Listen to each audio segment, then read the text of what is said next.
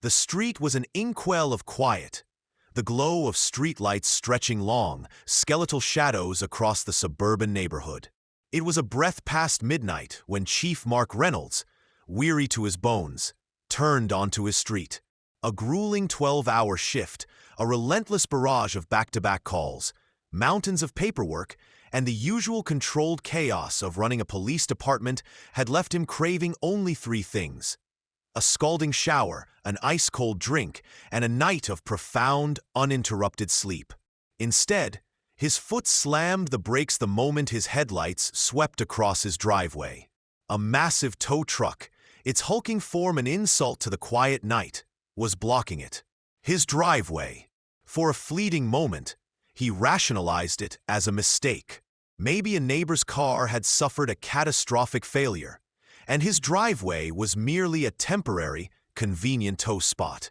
But then his gaze, sharp even through the haze of exhaustion, landed on the figure standing beside the truck.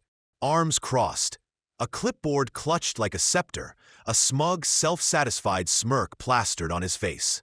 Kevin, the HOA enforcer, or, as the more irreverent neighbors affectionately called him, the wannabe cop. Mark exhaled slowly, his hands tightening on the steering wheel. Not tonight. He simply didn't possess the requisite patience for this particular brand of petty tyranny. He swung open his car door, his badge still clipped to his belt, a glint of authority in the dim light. "You want to move this truck out of my driveway?" he said, his voice dangerously even. Kevin looked him up and down, a slow, deliberate appraisal, as if Mark were some random civilian daring to question his dominion. "Should have paid the fine, bud," he said, the smirk widening, tilting his head toward the conspicuously empty space where Mark's personal car had been parked that very morning. A slow, creeping, cold realization began to settle in. His car was gone. Towed!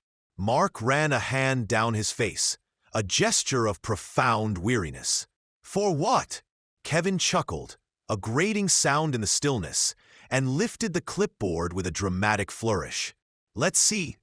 Unpaid fine of $79. Mark blinked. $79? Yeah. "We sent notices. No payment, no warning needed when you ignore M." "What? I was at work all day." Kevin shrugged, flipping through the clipboard as if it were some sacred, ancient text. "Not my problem. Rules are rules, Chiefy." The diminutive was intentional, a pathetic attempt at belittlement. Mark clenched his jaw. He'd never in his life ignored an HOA fine. Sure, they occasionally dispatched ridiculous notices. One memorable instance involved a bird feeder deemed aesthetically non-compliant with HOA-approved avian sanctuary standards. But he always handled them, usually with a roll of his eyes and a promptly paid check. This, however, was something else entirely. This was escalation. This was personal. He pulled out his phone, his fingers flying across the screen, checking his emails. And there it was, buried beneath a deluge of spam, work notifications, and urgent alerts. An email from the HOA. Subject: Final notice urgent. Past due balance, $79. Sent precisely 3 hours ago. 3 hours. Mark let out a slow, controlled breath through his nose. He looked up at Kevin, who was still grinning like he'd just single-handedly won some minor, insignificant battle. The tow truck driver, a bulky man in his 40s with an air of profound boredom, leaned against the truck, idly picking at his fingernails. "Where's my car?" Mark's voice was deceptively calm. Kevin tapped the clipboard with a flourish. "Impound lot. You can get it back. For $250. Plus storage fees, of course." Mark's eye twitched. "So, let me get this straight. You towed my car. Over a $79 fine I hadn't even had a chance to see the email for. And then you blocked my own driveway with this monstrosity?" Kevin's smirk widened, his chest puffing out. "That about sums it up, yeah." Mark cracked his neck, a habit he had when his patience was wearing dangerously thin. He'd arrested hardened gang leaders, drug kingpins, violent offenders who possessed less raw, unadulterated arrogance than this clipboard-wielding Napoleon. He took a deliberate step forward, keeping his tone carefully modulated. Move! Truck! Kevin held up a hand, a parody of authority. Oh, I can't do that, Chief. You gotta settle the fine first. It's policy. Mark reached for his phone again, his thumb already dialing the non-emergency dispatch number. A young, slightly sleepy-sounding officer picked up on the second ring. Hey, it's Reynolds. I need a traffic obstruction unit at my residence. Hey. Kevin's smirk faltered, just slightly. Whoa. What do you think you're doing? Mark stared at him, his gaze unwavering. Getting your truck moved. Legally. The tow truck driver, who had been observing the exchange with a detached amusement, suddenly stood straighter, his eyes flicking to Mark's belt, to the glint of his badge. Hey, man, are you a cop or something? Kevin scoffed, a desperate attempt to regain control. Doesn't matter. This is HOA jurisdiction. Cops can't do squat here. Mark took a deep, steadying breath. He'd had enough of this charade. Oh, that's cute, he muttered, more to himself than to Kevin. He walked toward his mailbox, flipping it open with a decisive clang. And sure enough, nestled amongst the junk mail, was a physical notice. He skimmed it quickly, his eyes narrowing with each line. Effective immediately, Chief Mark Reynolds has accrued additional violations totaling $500. His eyes darted down the list of infractions. Improperly installed porch light. Lawn not in uniform, HOA standards, unauthorized mailbox decor. Mailbox decor? Mark looked at his plain, unassuming black mailbox. There was nothing on it. Then it hit him. The tiny, discreet blue police support sticker he'd placed on the side months ago. They'd find him for that. Kevin, sensing a shift in the power dynamic, was clearly enjoying himself far too much. Oh yeah, you got more fines stacking up, buddy. This is just the start. You homeowners think you own the place, but we run this neighborhood. Mark turned back toward him, his expression unreadable, a dangerous calm settling over his features. You run this neighborhood? Kevin nodded, crossing his arms with a flourish of self-importance. That's right. So you better play by the rules. Mark let out another slow breath. Okay, got it. Kevin, misinterpreting Mark's quietude for acquiescence, seemed to think he had won. Good. Now, if you want, I can waive some of the additional fines if you pay tonight. Cash, of course. Mark held up a hand, cutting him off. Don't bother. I've got a better idea. He walked back to his car, not his official cruiser, but his personal vehicle, and leaned against it waiting. Kevin frowned, a flicker of unease in his eyes. What are you? Flashing red and blue lights suddenly painted the quiet street in strokes of urgent color. The real police had arrived. 2 officers, both in full, crisp uniform, stepped out of their patrol car. The senior officer, Sergeant Miller, a man Mark had known and respected for years, approached with a confused but concerned expression. Chief, what's going on here? Kevin's face went from smug to a sickly shade of pale in an instant. Say, Chief. Mark crossed his arms, a ghost of a smile playing on his lips. Oh, didn't I mention? I'm Chief of Police. Kevin visibly swallowed, his Adam's apple bobbing. The tow truck driver froze, looking like he desperately wished the pavement would open up and swallow him whole. Mark gestured with a curt nod toward the HOA tow truck still defiantly blocking his driveway. This vehicle is illegally obstructing my private property. I'd like it removed. Immediately. Miller, all business now, turned to Kevin. You got a permit for this tow? City ordinance requires it. Kevin fumbled with his clipboard, his earlier bravado evaporating like morning mist. It's HOA policy, sir. Miller raised a perfectly sculpted eyebrow. Policy isn't law, son. You have no legal authority to impound a vehicle from private property without following proper city ordinances, which include notification and a valid warrant if it's not an immediate hazard. Which, by the way, a legally parked car in its own driveway is not. Mark turned back toward Kevin, his eyes, hard and unyielding, locked onto him. You were saying something about running this neighborhood? Kevin's mouth opened and closed, no sound emerging. Mark smirked. Yeah, that's what I thought. The silence that followed Mark's cool revelation was thick enough to cut with a knife. The smugness had drained from Kevin's face so rapidly it was almost a physical transformation. The tow truck driver was now actively trying to blend into the side of his truck. Mark tilted his head, letting the full weight of his words and his position settle in. What's wrong, Kevin? You were brimming with confidence just a minute ago. Something about rules are rules, Kevin stammered, gripping his clipboard as if it were a holy relic capable of warding off impending doom. Look, Chief, this is all just a misunderstanding. HOA policy clearly states. Mark raised a hand, slicing through Kevin's desperate babble. You keep throwing around the word policy. Let me explain something to you, Kevin, in terms you might understand. His voice was calm, measured, but with an underlying edge of steel. Policy is not law. You, as an HOA enforcer, do not have the authority to impound vehicles from private property without due process.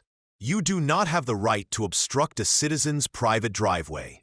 And you sure as hell, his voice dropped, becoming dangerously quiet, do not have the power to invent fines for imaginary violations or, for that matter, for a citizen displaying support for their local police department. The tow truck driver, seeing an escape route, quickly turned to Kevin. Wait, hold on a second. You told me this was all legit, that the chief here was just some deadbeat who wouldn't pay his dues. Sergeant Miller, Mark's trusted second-in-command, stepped forward, his arms crossed, his expression grim. You two better have a valid, city-issued commercial towing operator's license on file and proof of proper insurance.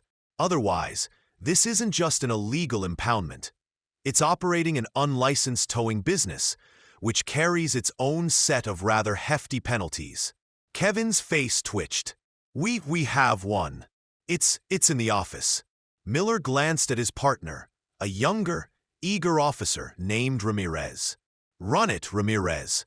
Check the city database for Kevin's quick tow and repossession, or whatever ridiculous name they're operating under.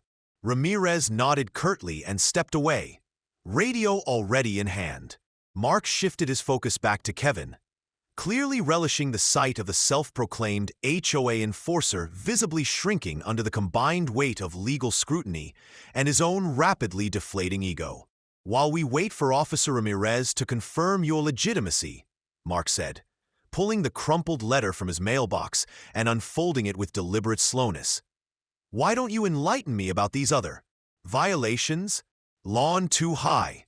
He glanced at his meticulously trimmed grass, a source of quiet pride. Wrong mailbox decor? He tapped his small, unassuming police support sticker. Porch light too bright? Are you actually serious, Kevin? Or do you just make these up as you go along, depending on whose driveway you feel like blocking?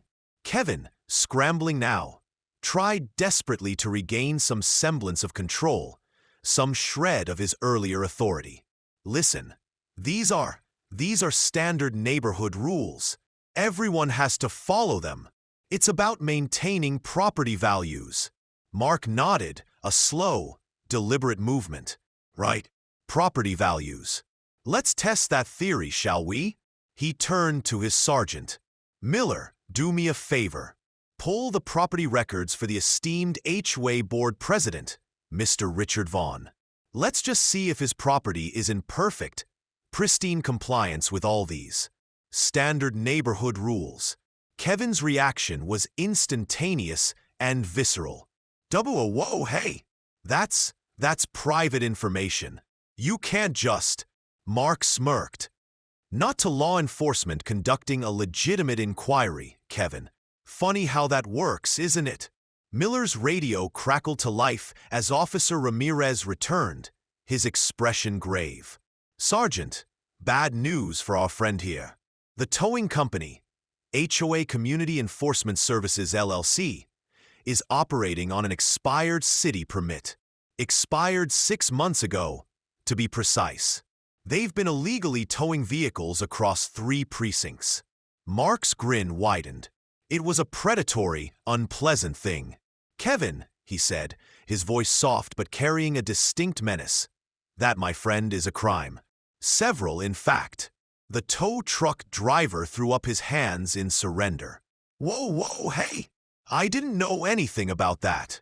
I just drive the truck. They tell me where to go, I go." Mark gestured dismissively toward the officers. "Then I strongly suggest you start cooperating, son. Fully. And quickly." "Now where?" "If my car?" The driver, now sweating profusely despite the cool night air, fumbled for his phone. I'll call the lot. Yeah. They'll bring it right back. No charge, Chief. No charge at all." Kevin's panic was rapidly escalating into full-blown terror. Hold on. Let's just talk about this. We can work something out." "Oh, we'll talk, Kevin," Mark interrupted, stepping closer, his voice dropping to a conspiratorial whisper that was far more intimidating than any shout. "We'll talk about why you and your associates think you can extort hard-working homeowners with fabricated fines. We'll talk about why you selectively target certain houses, certain people, while letting your buddies and board members slide on their own violations." He folded his arms. "And then, Kevin, we're going to have a very serious conversation about how you, a civilian with a clipboard and an overinflated sense of self-importance, just impersonated a law enforcement officer by threatening citizens with enforcement powers you don't actually possess. That's a felony, Kevin. A serious one." Kevin took a stumbling step back, his bravado completely gone, replaced by the pale, clammy sheen of fear. It's not like that. I swear. I was just following orders." Before he could babble any further, a new set of headlights flooded the street. A sleek black SUV, the kind favored by mid-level executives and aspiring politicians, pulled up to the curb. Out stepped Richard Vaughn, the HOA president himself. Unlike the flustered, rapidly unraveling Kevin, Richard Vaughn exuded a slick, practiced, politician-like confidence. Mark smirked. "Oh, but I insist, Vaughn. In fact, I think it's high time." Miller stepped forward, his voice firm and official. "Sir, based on the information gathered here tonight and previous informal complaints, we are officially launching an investigation into potential HOA financial misconduct, selective enforcement practices, operation of an unlicensed towing service, and conspiracy to commit fraud. We'll need to audit the HOA's accounts, seize all relevant records." Richard visibly tensed, his face paling. That's ridiculous. You have no right. This is harassment." "Oh, we do, Vaughn," Mark cut in, his voice like chipped ice. "And guess what? Tampering with HOA funds, embezzlement, using the association as your personal piggy bank. Those are felonies, Mr. President. Serious ones."